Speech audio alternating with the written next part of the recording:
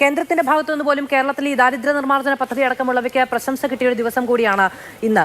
അപ്പോൾ സാമൂഹ്യ മേഖലയിൽ കേരളം നിക്ഷേപിക്കുന്നത് അത് എത്രത്തോളം വലിയ സാമ്പത്തിക പരിമിതിയിൽ നിന്നിട്ടാണ് എങ്കിൽ പോലും കേരളം ഒരു വിഹിതം അതിനു വേണ്ടി കണ്ടെത്തുന്നത്, അതിനുവേണ്ടി ഇനിയിപ്പോൾ പ്രത്യേക സെസ് ആണെങ്കിൽ എന്താണ് എങ്കിലും അതിലൂടെ പണം കണ്ടെത്തുന്നത് അടക്കമുള്ള കാര്യങ്ങൾ കൊണ്ടാണ് നമുക്ക് സാമൂഹ്യ മേഖലയിൽ മുന്നോട്ട് പോകാൻ കഴിയുന്നത്. കേന്ദ്ര സർക്കാരിന്റെ എല്ലാ ഇൻഡെക്സിലും ഏത് ക്വാളിറ്റി ഓഫ് ലൈഫ് ഇൻഡെക്സിലാണെങ്കിലും നമുക്ക് മുന്നിൽ നിൽക്കാൻ കഴിയുന്നത് നമ്മൾ ആ തരത്തിൽ ഒരു കാഴ്ചപ്പാടോടുകൂടി മുന്നോട്ട് പോകുന്നത് കൊണ്ടാണ്. അതുകൊണ്ടാണ് കേന്ദ്രത്തിന് പോലും നമുക്ക് പുരസ്കാരങ്ങളായും പ്രശംസയുമായും ഒക്കെ നിൽക്കേണ്ടി വരുന്നത്. അത് സൂചിപ്പിക്കുന്നത് കേന്ദ്രത്തിന് സംസ്ഥാനത്തോട് പ്രത്യേകിച്ച് ചിറ്റമ്മ നയം ഒന്നുമില്ല എന്നും സംസ്ഥാനത്തെ എല്ലാ രീതിയിലും സഹായിക്കുന്നു എന്നാണ്.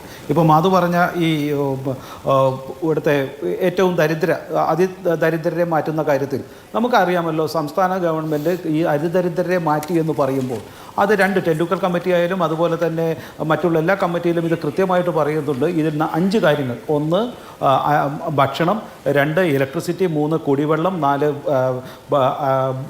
മരുന്ന് അല്ലെങ്കിൽ ആശുപത്രി ചിലവുകൾ, 5-മത്തേത് കിടപ്പാടം. ഈ 5 കാര്യത്തിലും ഭക്ഷണമായാൽ അരി, അതല്ലെങ്കിൽ ഗോതമ്പ് റേഷനാണ്. അതുപോലെ തന്നെ മരുന്നാണെങ്കിൽ അത് നമുക്കറിയാം സെൻട്രൽ ഗവൺമെൻറ്റിൻ്റെ ഫണ്ട് അല്ലെങ്കിൽ ഈ ആയുഷ്മാൻ ഭാരത് പദ്ധതിയുണ്ട്. അതുപോലെ തന്നെ വീടിനാണെങ്കിൽ സെൻട്രൽ ഗവൺമെൻറ്റിൻ്റെ പദ്ധതിയുണ്ട്, PMAY പദ്ധതിയുണ്ട്. അതുപോലെ തന്നെ കുടിവെള്ള പദ്ധതി, ജലജീവൻ മിഷനുണ്ട്.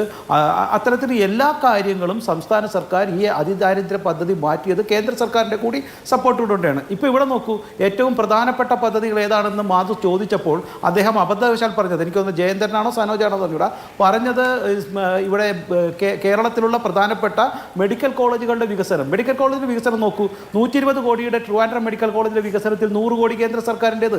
കാലിക്കറ്റ് മെഡിക്കൽ കോളേജ് 195 കോടി, 120 കോടി രൂപ കേന്ദ്ര സർക്കാരിൻ്റെ ഫണ്ടാണ്.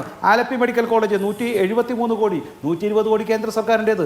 ഇത്തരത്തിൽ കേരളത്തിലുള്ള വികസനത്തിൽ സംസ്ഥാന സർക്കാരിന് വേണ്ടിയിട്ട് അനിയന്ത്രിതമായി ഏറ്റവും കൂടുതൽ, ഒരുപക്ഷെ മറ്റ് സംസ്ഥാനങ്ങളെക്കാൾ കൂടുതൽ ഈ കേരളത്തിന് സംസ്ഥാന സർക്കാരിന് കേന്ദ്ര സർക്കാർ നൽകുന്നുണ്ട് എന്നാണ് കണക്കുകൾ സൂചിപ്പിക്കുന്നത്. ഞാൻ ധാരാളം കണക്കുകൾ തരാം. അടുത്തൊരു കാര്യം നോക്കൂ, കാപ്പെക്സ് ഫണ്ടിൻ്റെ കാര്യം. ഈ സെൻട്രൽ ഗവൺമെൻറ് ഈ RBIയുടെ കണക്കുകൾ പ്രകാരം സംസ്ഥാന സർക്കാർ ഈ കഴിഞ്ഞ 2 തവണയായിട്ടും ഏതാണ്ട് 0.9% മാത്രമാണ് കാപ്പെക്സ് ഫണ്ട്, വലിയ ഇതിലുള്ള കാപ്പെക്സ് ഫണ്ട് നിൽക്കുന്നത്. മറ്റ് സംസ്ഥാനങ്ങളിലെ നോക്കൂ, 1 ലക്ഷം കോടിയാണ് UP ചെയ്യുന്നത്. അതുപോലെ തന്നെ ഗുജറാത്ത് 70,000 കോടി, മഹാരാഷ്ട്ര 90,000, തമിഴ്നാടും കൊടുക്കുന്നുണ്ട് 45,000 കോടി. ഇത്തരത്തിൽ മറ്റ് സംസ്ഥാനങ്ങൾ കാപ്പെക്സിലേക്ക് അതുപോലെ തന്നെ വലിയ ഇൻവെസ്റ്റ്മെൻ്റ് ആയിട്ട് പ്രൊഡക്ഷനിലേക്ക് വേണ്ടി ചെയ്യുമ്പോൾ സംസ്ഥാന സർക്കാരിന് അത് ചെയ്യുവാനുള്ള പണമില്ല, അല്ലെങ്കിൽ അതിന് മാറ്റിവെക്കുന്നില്ല, അതിൽ ഏറ്റവും പിറകിൽ നിൽക്കുന്നു. അതുകൊണ്ടാണ് പറയുന്നത്, ഇവിടെ വിദ്യാഭ്യാസത്തിനും മറ്റുള്ളതൊക്കെ ചെയ്യുമ്പോൾ അതുപോലെ തന്നെ ഇൻഡസ്ട്രി ചെറുപ്പക്കാരെ വിദ്യാഭ്യാസത്തിന് പിടിച്ചു നിർത്തുമ്പോൾ അതുപോലെ തന്നെ അവർക്ക് തൊഴിൽ നൽകുവാനുള്ള ഇടങ്ങൾ നൽകുവാനുള്ള ഒരു സമ്പ്രദായം കാപ്പെക്സ് ഫണ്ടിലേക്ക് പണം നൽകുന്നില്ല. എന്നിട്ട് പറയുന്നത് ഞങ്ങൾ IT മേഖലയിൽ വലിയ വികസനം കാണിക്കുന്നു എന്ന് പറയുന്നു. IT മേഖലയിൽ നോക്കൂ, ഇവിടെ ലുലുവും അതുപോലെ തന്നെ കാർണിവൽ ഗ്രൂപ്പൊക്കെ ചെയ്യുന്ന വലിയ IT പാർക്കുകളല്ലാതെ ഈ സ്പേസ് ഉണ്ടാക്കുവാനായിട്ട് സംസ്ഥാന സർക്കാർ എത്ര ഫണ്ടായി കഴിഞ്ഞ 2 ടേമായിട്ട് അല്ലെങ്കിൽ 5 ബജറ്റിലേക്ക് മാറ്റിവെച്ചിട്ടുള്ളത്? അപ്പോൾ കേന്ദ്ര സർക്കാരിൻ്റെ ഈ ഫണ്ട് കൊണ്ടും അതുപോലെ പ്രൈവറ്റ് ഇൻവെസ്റ്റ്മെൻറ്റും, ഇപ്പോൾ ദാവോസിലേക്ക് പോയാൽ ഒരു മന്ത്രി ദാവോസിൽ പോയിട്ട് എത്ര ഫണ്ടാണ് സ്ട്രെയിറ്റ് അവേ ഈ FDI വന്നിട്ടുള്ളത്? കഴിഞ്ഞ 10 വർഷമായിട്ട് FDI 1 രൂപ പോലും വന്നിട്ടില്ല എന്നല്ലേ കണക്കുകൾ സൂചിപ്പിക്കുന്നത്. അതുപോലെ തന്നെ പ്രൈവറ്റ് ഇൻവെസ്റ്റ്മെൻറ്റിൻ്റെ കാര്യത്തിലും. അപ്പോൾ FDIയുടെ കാര്യത്തിലായാലും ഇത്തരം പ്രൈവറ്റ് ഇൻവെസ്റ്റ്മെൻറ്റ് വരുന്നില്ല. കേരളത്തിലേക്ക് വരുന്നത് നാമമാത്രമായിട്ടെങ്കിലും ഈ കേരളീയരെ, വിദേശത്തുള്ള കേരളീയർ ലുലു പോലുള്ള അല്ലെങ്കിൽ കാർണിവൽ ഗ്രൂപ്പ് പോലുള്ള ആൾക്കാർ ഈ IT പാർക്കുകളിൽ നിക്ഷേപിക്കുന്നത് കൊണ്ട് കിട്ടുന്ന ഒരു അഡീഷണൽ അഡ്വാൻറ്റേജ്, അതെടുത്തുകൊണ്ട് ഞങ്ങൾ IT ഇൻവെസ്റ്റ്മെൻറ്റ് കൂടുതൽ വരുന്നു എന്ന് കാണിക്കുന്നു. അതുപോലെ തന്നെ ഷിപ്പ് മേഖലയിലാണെങ്കിൽ കൊച്ചിൻ ഷിപ്പ് യാർഡിൻ്റെ ടാക്സാണ് ഏറ്റവും കൂടുതൽ വരുന്നത്. BPCLൻ്റെ കൊച്ചിൻ റിഫൈനറി, അതിൽ നിന്നുള്ള ടാക്സാണ് ഇവർക്ക് അധികമായി കിട്ടുന്നത്.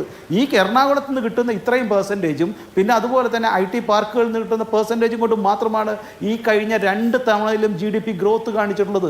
ഇതെല്ലാം സൂചിപ്പിക്കുന്നത് സംസ്ഥാന സർക്കാർ ഡയറക്റ്റ്ലി ഇൻവെസ്റ്റ് ചെയ്യുന്നില്ല, അല്ലെങ്കിൽ വേണ്ട മേഖലയിൽ ചെയ്യുന്നില്ല. തീർച്ചയായിട്ടും സോഷ്യൽ സെക്ടേഴ്സിലെ സാമൂഹ്യ സുരക്ഷാ പദ്ധതി ചെയ്യുന്നുണ്ട് എന്ന് അംഗീകരിക്കുന്നു. പക്ഷേ അതുപോലും ഹരിയാനയ്ക്കും അതുപോലെ തന്നെ ഡൽഹിക്കൊക്കെ പുറകിലാണ്. ഇവർ പറയുന്നത് ഈ മറ്റ് സംസ്ഥാനങ്ങളെക്കാളൊക്കെ മികച്ച സേവനമാണെന്ന് നൽകുമ്പോൾ സാമൂഹ്യ സുരക്ഷാ പദ്ധതികൾ പോലും മറ്റ് പല സംസ്ഥാനങ്ങളെക്കാൾ പുറകിലാണ്. 2,500-ഉം 2,000-ഒക്കെ പണ്ടേ കൊടുക്കുന്ന തെലങ്കാനയും ശബരിനാഥിനൊക്കെ അറിയാം, കോൺഗ്രസിൻ്റെ പല ഗവൺമെൻറ്റുകളും കൊടുക്കുന്നുണ്ട്. ഇത് കേരളത്തിനും കൊടുക്കുന്നു 2,000 രൂപ വെച്ചിട്ട് എന്നേ ഉള്ളൂ. അതും ഡയറക്റ്റ് ബെനിഫിറ്റ് ട്രാൻസ്ഫർ DBT കൊടുക്കുന്നില്ല. അതും സൊസൈറ്റി വഴി ഇവിടുത്തെ ഈ CPM-ന്റെ സിസ്റ്റം, CPM-ന്റെ ഒരു സംഘടനകളെ പോലുള്ള ഒരു ഈ NHF ഫണ്ട് റിലീസിൽ അങ്ങ് പറഞ്ഞതുപോലെ കേരളത്തിൽ ഏറ്റവും അധികമൊന്നുമല്ല. ഞാൻ ആദ്യത്തെ വേണമെങ്കിൽ 10 സംസ്ഥാനങ്ങൾ വായിച്ചേൽപ്പിക്കാം. കേരളത്തിലൊന്നുമല്ല ഏറ്റവും അധികം. ആ നിലയ്ക്ക് കാണാനും കഴിയില്ല.